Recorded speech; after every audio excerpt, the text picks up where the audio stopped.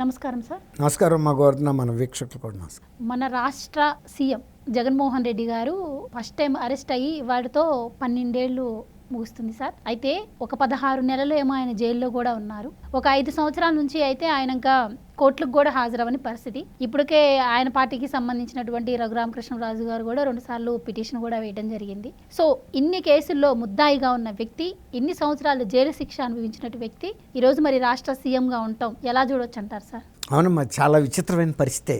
భారతదేశం లాంటి బలమైన రాజ్యాంగం అమల్లో ఉన్న దేశంలో, ఎంతో ప్రజాస్వామ్యయుతంగా ఉండే అని చెప్పుకునే దేశంలో ఒక 16 నెలల పాటు 11 సిబిఐ, 5 ఈడీ కేసులు, 43,000 కోట్ల రూపాయల ఆస్తులు జప్తులో ఉండి 16 నెలల పాటు, అంటే 12 ఏళ్ల క్రితం హైదరాబాద్లోనే ఇంట్రాగేషన్కి పిలిచిన సిబిఐ దిల్కుషా గెస్ట్ హౌస్లో ఈయన్ని అరెస్ట్ చేసి ప్రకటించింది. మళ్ళీ 2013 సెప్టెంబర్ 23న ఆయన రిలీజ్ అయ్యాడు. 16 నెలల పాటు ఆయన జైల్లో ఉన్నాడు. అసలు నిజంగా 16 ఏళ్ల పాటు జైల్లో ఉండి ఆ తర్వాత బెయిల్ మీద ఉన్నాడు ఇప్పటికి కూడా. ఆ బెయిల్ మీద ఉన్న వ్యక్తి ముఖ్యమంత్రిగా ఎలక్ట్ అవ్వటం, 5 సంవత్సరాల కాలం పూర్తి చేసుకోవటం చాలా విచిత్రంగా అనిపిస్తుంది. సుప్రీంకోర్టు కూడా రాజకీయంగా అవినీతిపరులు అయినటువంటి వ్యక్తుల మీద ఉన్న కేసెస్ని త్వరగా పరిష్కరించి అటో ఇటో తేల్చేసేయమని చెప్తున్నప్పటికీ కూడా, తర్వాత వీటి మీద పబ్లిక్ ఇంట్రెస్ట్ లిటిగేషన్స్ ఫైల్ అయినప్పుడు కూడా మళ్ళీ సుప్రీంకోర్టు, గౌరవ సుప్రీంకోర్టు, కింద కోర్టులు అన్నింటినీ, సిబిఐ కోర్టులు కానీ అన్ని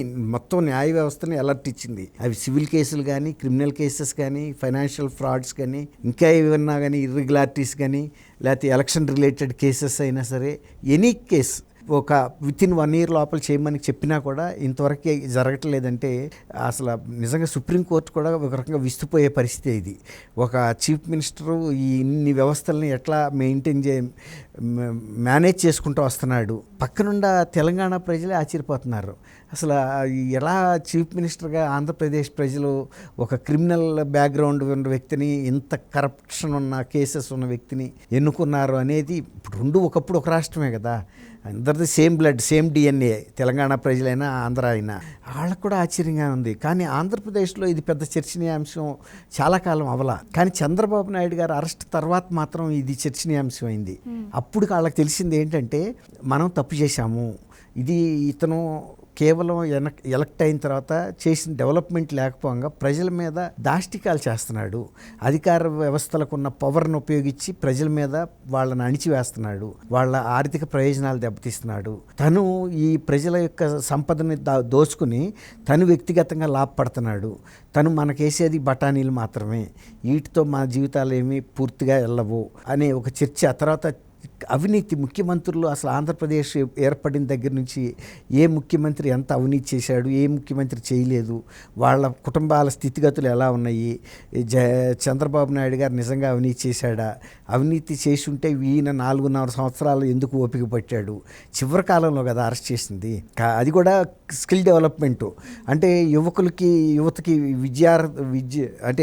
విద్యార్హతలున్న యువతకి ఇంకా నైపుణ్యాలు పెంచి వాళ్ళకు ఉద్యోగాలు ఇవ్వటం కోసం ఏర్పాటు చేసిన దీంట్లో ఈయన అవినీతికి పాల్పడతాడా, అవన్నీ కూడా ఇవాళకి కూడా కనపడుతున్నాయి కదా. కాబట్టి మన పిల్లల మీద, మన మీద దాష్టికం కాదు, ఈవెన్ ప్రతిపక్ష నాయకులు, రాజకీయ పార్టీల మీద కూడా ఈయన ఇట్లాంటి దౌర్జన్యాలు చేస్తున్నాడు. అప్పుడు చర్చ వచ్చిన తర్వాత వాళ్ళు కూడా రియలైజ్ అయింది, ఈయన మాటలకి మనం మోసపోయాము. విజయమ్మ గారు కూడా ఇతనేదో రాజశేఖర్ రెడ్డి రాజన్న ప్రభుత్వం ఏర్పాటు చేస్తాడని చెప్పింది, బైబిల్ పట్టుకుని తిరిగితే నమ్మాము. ఆయన కూడా నేను ఏది చెప్పనివ్వండి అన్నీ కూడా, ఇక ఇప్పుడు తుపాకీ రాముడు అని ఇళ్ళమ్మట వచ్చి చెప్తాడు చూడండి, మీ పొయ్యిల్లోనే బోరింగ్ పంపులు వేస్తామని, ఆ రకంగా అయినవి కానీ అన్నీ చెప్పాడు. కానీ 3 రాజధానుల విషయం ఆయన చెప్పలా. కానీ వచ్చిన తర్వాత నేను 3 రాజధానులు చేస్తానని చెప్పి పురోగతిలో ఉన్న అమరావతిని కూడా ఆపేశాడు. ఆపటం ఇవాళ వరకు ఎక్కడా కూడా ఒక్క ఇటుకు కూడా పెట్టలేదు ఆయన.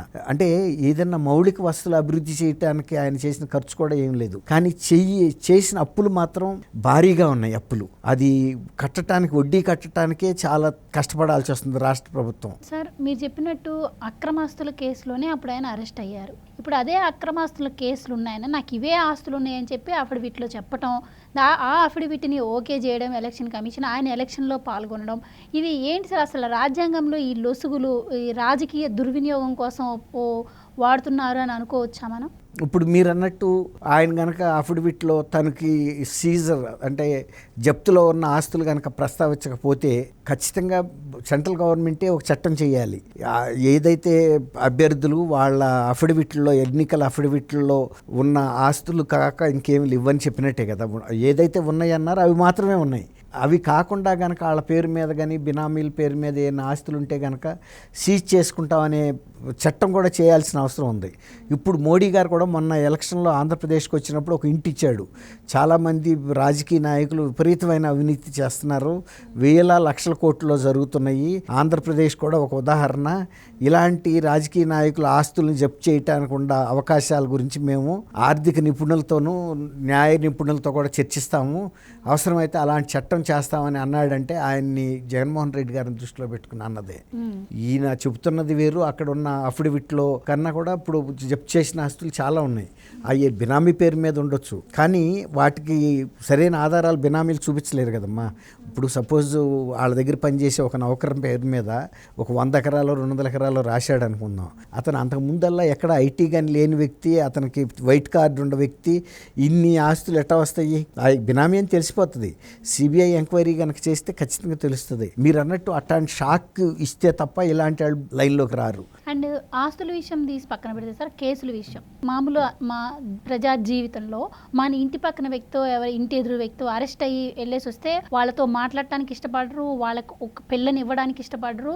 వాళ్ళు అంటే అదేదో పెద్ద తప్పు చేసిన కుటుంబం లాగా చూస్తుంటారు. ఈవెన్ ఆయన ఏ కేసులో అరెస్ట్ అయినా సరే జైలుకి వెళ్ళొస్తారు. కానీ ఒక సాక్షాత్తు సీఎంఏ మరి అన్ని సంవత్సరాలు జైలు శిక్ష అనుభవించి వచ్చారు. ఆయన మీద చాలా ఆధారాలు కూడా ఉన్నాయి. అండ్ ఆధారం లేకుండా చంద్రబాబు గారిని అరెస్ట్ చేసినట్టు కూడా కాదు, ఆయనపై ఆధారాలు చూపించడం జరిగింది. ఆయన బెయిల్పై బయటకు వచ్చారు. అంటే ఆయన చెప్పే మాటలు అంటే ఇక్కడ మనకి అంటే ఈ వ్యక్తిని ఎన్నుకోవడం ద్వారా మనకి మంచి జరుగుతుందా, చెడు జరుగుతుందా, రాష్ట్రం అభివృద్ధి చెందుతుందా అని ఆలోచించకుండా అంటే చెప్పే మాటలకి ఆ ప్రలోభాలకి ఇప్పటికి కూడా ఆంధ్రప్రదేశ్ ప్రజలు అంటే ఇంత మెచ్యూరిటీ వచ్చాక, ఇంత సోషల్ పరిపక్వత వచ్చాక కూడా అలాంటి మాటలు నమ్మి అలాంటి వాళ్ళకి అధికారం కట్టబెడుతున్నారు అంటే ఎలా చూడొచ్చు అంటారు? ఒకసారి ఎవరైనా మోసపోతారమ్మా, ఎంత మేధావులైనా మోసపోతారు. అంటే వాళ్ళ గురించి తెలియదు కదా.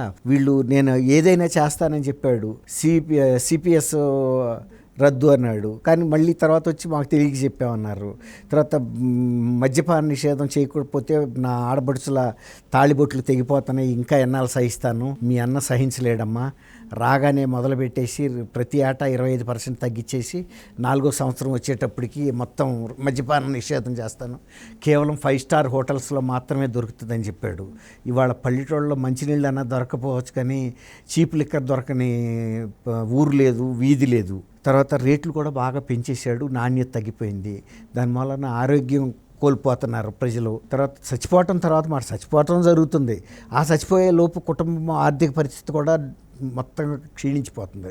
ఆసుపత్రుల చుట్టూ తిరిగి పిల్లలు చిన్న వయసులోనే అనాథలు అవుతున్నారు. తర్వాత మీరన్నట్టు ఆడబడుచులు చిన్న వయసులోనే వితంతువులు అవుతున్నారు, కేవలం ఈ లిక్కర్ మూలన. మరి ఆయన ఎందుకు తీలేదో ఇప్పటికీ ప్రజలు ఎందుకు అడగరో అర్థం కాదు. కాకపోతే వీళ్ళకి భయపడుతున్నారు, వీళ్ళు పోలీసులను పెట్టి కేసులు పెట్టిస్తారని. అందువల్ల మౌనంగా భరించి ఇప్పుడు వచ్చింది కాబట్టి అవకాశం, ఈసారి ఆల్రెడీ డెఫినెట్గా డెసిషన్ తీసేసుకున్నామని చెబుతున్నారు అందరూ కూడా. మేము అతన్ని ఎట్టి పరిస్థితుల్లోనూ గెలవనివ్వమని. సొంత చెల్లి, తల్లి, బాబాయ్, కూతురు అందరూ కూడా చెబుతున్నారు కదా, మా కుటుంబాలు కూడా నాశనం చేశాడు, మనుషులను కూడా చంపించేశాడు. వివేకానంద రెడ్డి గారు హత్యలో ఈయన పాత్ర ఉందని క్లియర్గా చెబుతున్నారు. మళ్ళీ ఆ హత్యలో పాత్ర ఉన్న ఆయన పేరు ఏంటి, అవినాష్ రెడ్డిని కూడా మళ్ళీ ఎంపీగా అభ్యర్థిగా పెట్టాడు, అది సొంత చెల్లెల మీద. ఒకప్పుడు ఎవరైతే ఈయన్ని ముఖ్యమంత్రి చేయాలని తాపత్రపడి రాష్ట్రం అంతా తిరిగిందో ఇవాళ ఆమె మీదే పెట్టాడు. అంటే ఆయనకి ఎవరి మీద అభిమానం అనేది లేదు. సొంత చెల్లెళ్ళు ఇంత హెల్ప్ చేసిన ఆమెనే తొక్కేస్తున్నాడంటే ఇక ఆయన ఆంధ్రాలో ఆడబడుచుల గురించి ఇప్పుడు లోకమంతా కూడా బాధపడుతుంది అదే కదా. ఆంధ్రప్రదేశ్ ప్రజలు ఎందుకు ఇలా మోసపోయారు, ఇంత నష్టపడుతున్నారు, ఇలాంటి ముఖ్యమంత్రిని ఎన్నుకుంటే ప్రతిష్ట ఏమవుతుంది ఆంధ్రప్రదేశ్కి? ఇప్పుడు ప్రధానమంత్రి చెబుతున్నాడు, ఎవరు చెప్పినా చెబుతున్నారు. నార్త్ ఇండియాలో కూడా వాళ్ళందరూ కూడా ఆశ్చర్యపోయారు. ఇప్పుడు ఆయన అంటున్నాడు కదా, విస్మయం కలిగే ఫలితాలు వస్తాయి రేపు 2014 జూన్ 4వ తారీఖునని. విస్మయ ఫలితాలు అంటే నేను అనుకోవటం ఆయన అతి ఘోరాతి ఘోరాతి ఘోరమైన డిఫీట్కి వెళ్ళబోతున్నాడని నాకైతే అనిపిస్తుంది. అంతేగాని ఇంతకన్నా ఘన విజయం సాధిస్తాడని అయితే అనుకోము. ఒకవేళ కనుక నిజంగా అట్లాంటి ఘన విజయమే సాధిస్తే ఇక అది ఆంధ్రప్రదేశ్ల ప్రజల ఆఖరి సమాధిగానే అనుకోవాలి. ఎందుకంటే నిజంగా చెప్పాలంటే ఆంధ్రప్రదేశ్ ప్రజలు చాలా ఆవేదనలో ఉన్నారు. మరి ఇక ఆయన డబ్బులతోనో లేకపోతే కండబలంతోనో రిగ్గింగ్తోనో ఏమన్నా చేశాడు. ఇప్పుడు ఆ పిన్నెల్లి పిన్నెల్లి పేరేంటమ్మా, పిన్నెల్లి రామకృష్ణారెడ్డి ఇప్పుడు మాచర్లో చూశాం కదా. అలాంటి దౌర్జన్యాలు రిగ్గింగులకు పాల్పడితే ఏమన్నా గెలవాల్సిందే కానీ మామూలుగా అయితే గెలవరు. ఇప్పుడు ఆ కేసు కూడా మాఫీ చేయడానికి ఎన్ని ప్రయత్నాలు జరిగినాయో మనం చూసాం. అది చీఫ్ సెక్రటరీ దగ్గర నుంచి డీజీపీ దగ్గర నుంచి కూడా మద్దతు ఇచ్చారనేది కేంద్ర ఎన్నికల సంఘానికి కూడా అనుమానం వచ్చింది. ఈ కేసు మీద మా పర్యవేక్షణలో దర్యాప్తు చేయమని ఆదేశాలు ఇచ్చింది, వెంటనే అరెస్ట్ చేయమని. అయితే ఆయన వెళ్ళి తెచ్చుకున్నాడు బెయిల్, అది వేరే మాట. రేపు బెయిల్ వికెట్ అయిన తర్వాత అయినా 6వ తారీఖున వికెట్ అవుతుంది. వికెట్ అయిన తర్వాత అయినా సెంట్రల్ ఎలక్షన్ కమిషన్ అంత ఈజీగా ఏం వదలదు ఈ కేసెస్ని. ఆ లోపు జూన్ 4నే తేలబోతుంది. బ్రహ్మాండం బద్దలయ్యి ఇలాంటి అవినీతి ముఖ్యమంత్రి బదులు ఇంటి బాట పట్టే పరిస్థితి అయితే 4వ తారీఖున తేలిపోతుంది. థ్యాంక్ యూ అమ్మ గోవర్ధన, మన వీక్షకులకు కూడా.